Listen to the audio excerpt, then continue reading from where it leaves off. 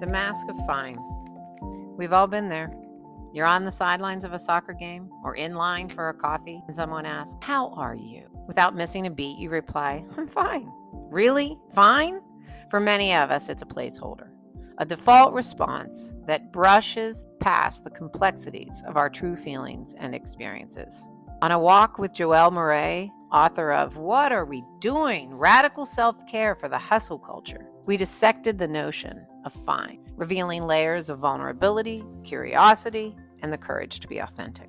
In a world where social media offers up the highlight reel of everyone else's life, admitting things aren't perfect is taboo. Personally, I pause when I'm asked, "How are you?" A voice in my head whispers to me, "Reveal nothing." I find it to be a throwaway question, so it merits a throwaway answer. Fine. You have to know that fine is my kryptonite. As a school leader, I was dismayed when a parent asked, "How was school?" And a child could only respond, "Fine." That signified failure. Did nothing noteworthy happen at school that a child wants to relate to mom and dad? I couldn't control carpool conversations, but I encouraged parents to ask a more provocative question, such as, if you could switch seats with anyone in your class, who would it be and why? If your teacher had a superpower, what do you think it would be? If you wrote a book about your day at school, what would you title it? What made you feel proud of yourself today? Who made you laugh today? What was the hardest thing you had to do today? A child cannot respond fine to any of those. In her practice as a mental performance coach and a nationally certified counselor, Joelle Moray is developing the art of asking better questions. Instead of settling for the usual, "How are you?" she suggests we dig deeper. Questions like, "What's been the most positive part of your day?" Or, "What are you struggling with right now?" Invite more meaningful responses. These questions show genuine interest and can lead to richer conversations. They allow people to express themselves beyond the confines of fine. As we walked briskly and breathlessly, the notion of fine shrouded us with a momentary introspective silence. Because every time your answer is "I'm fine," you chip away a little bit at your growth. You do, and you also stifle the relationship with the person asking you the question. And maybe even your own voice. Yeah. You're stifling your own voice. Yep. Like, no, you got something to say, right? Yep. When Joelle asks, "How are you?" someone might mention a sliver of the truth, a sore back, a minor inconvenience, the illness of a parent. But her experience tells her there is more to the story. She acknowledges the opening and compassionately settles into those responses. It's easy to rush past a response, but attending to it deepens the experience and possible results for both parties. In her presentations for corporate wellness, she reminds her audience that often we hide behind the word fine to avoid digging into the real issues. So I actually have a slide that says, "I'm fine, everything's fine." Yeah. And it's a picture of a lady. There's a desk and there's papers all over the desk, more papers falling on the floor. And she's sitting on the floor in front of the desk with her arm up on her chair. And she says, "I'm fine, everything's fine." People laugh at that, and I take them through envisioning themselves on both sides of that image. Yep. You're the person walking in and seeing this lady, and you're the lady.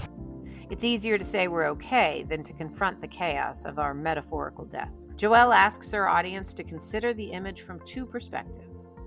As the person asking the question, trying to elicit meaningful and helpful dialogue, but also as the woman sitting on the floor. How does that woman respond? She is not fine. At this moment, she's barely holding it together.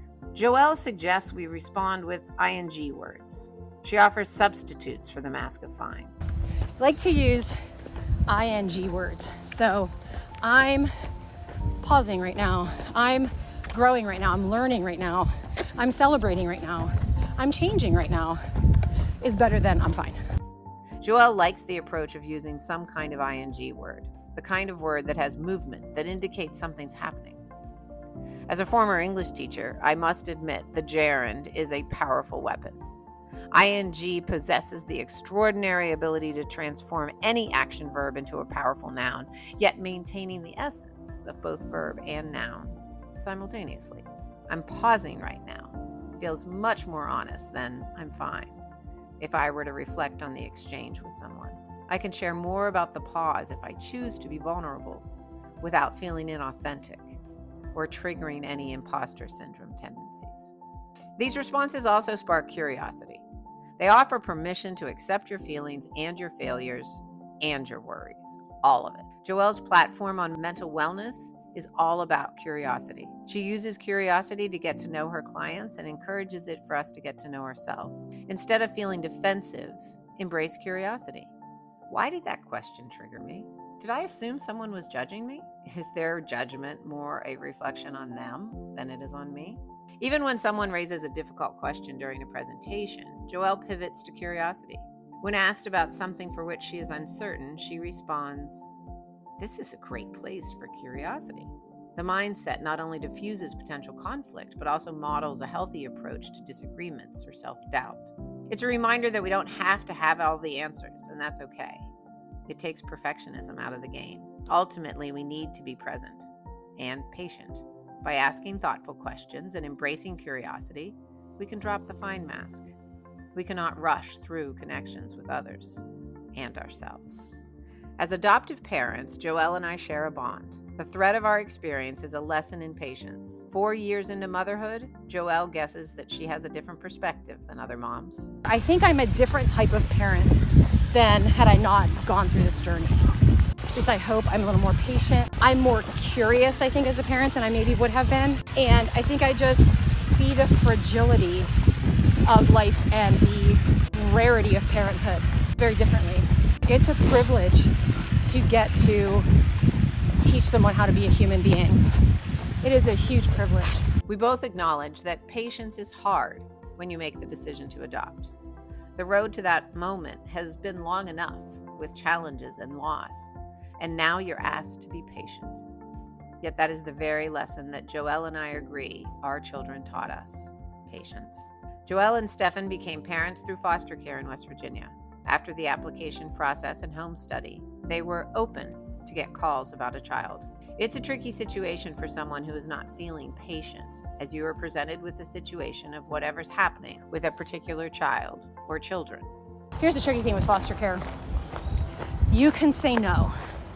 And at first I was afraid to say no because I thought we would be blacklisted or put to the end of the line or whatever, and that's just not how it works. They want you to say no if this child is not the right fit for you and your family. Right. Because if not, they don't want to have to remove again. Right. That's much more traumatizing for the child. Yet it's not as easy as yes or no. Joelle recounts multiple stories of saying yes, but the child was placed somewhere else. The gift of time allows each instance to be remembered as bumps in the road. But as an adoptive mother myself, I know how each yes arrived full of hope and preparation, and each loss triggered disappointment and despair. In January, the Morays thought 2020 was their year. Instead, the pandemic shut down the courts and their process was derailed. Until August 2020, when they got a call that there was a baby boy who had just been born with neonatal abstinence syndrome from in utero drug exposure. Their yes was met with a clear harbinger that the goal for this child was reunification. While there was visitation with the birth family for a few months, the baby and birth mother were never officially reunified. At 10 months, the birth family relinquished their rights, and her son was eligible for adoption, which wasn't finalized until he was 15 months old. Those are facts, dates, and agreements that feel contractual. I assume, perhaps incorrectly, that you have to have lived the experience of adoption to feel what it is like to walk through days holding your breath. The sense of possible loss becomes palpable. But for the Morays, they had more than their hope to take care of. On October 8th, in the midst of newly navigating the journey of fostering their son, Joelle's OBGYN reached out to share that a patient was choosing adoption. Days later, Joelle was in the room when her daughter was born. Her son was only 10 weeks old. No adoption is guaranteed. A child has to live with you for 6 months before it is legally finalized. In this case, however, Joelle had met the birth mother and knew reunification was unlikely. Joelle remembered, She has asked me to do this. You made a promise. I made a promise to her. She feels that I can do this better than she could. And that's a responsibility. That's a great responsibility. ultimately, Adoption is a promise made to provide the best life possible for a child, acknowledging the trust and hope extended by another mother. I would say that being on the horizon keeps you in a different mindset as a parent. Oh, yeah. Like there's a day that you need to help Yeah. realize there's more than you. Yeah. Talk about humbling. Yeah. Talk about vulnerable. And you know, it's interesting because they're about to be 4. And there's a teacher at school who's pregnant. And so now there's a baby in her belly. Yeah. When I grow up, can I have a baby in my belly? Yeah. Was there ever a baby in your belly? Yeah. Whose belly was I in? Yeah. So those questions are now. It's here. So. I can tell you the day that Ella said, "Do I have siblings?" And How do you answer that? Grace cried. Oh, Right? Dang. Yeah, these are the things, like there's Grace- no manual, right? There was a montage playing out in my mind.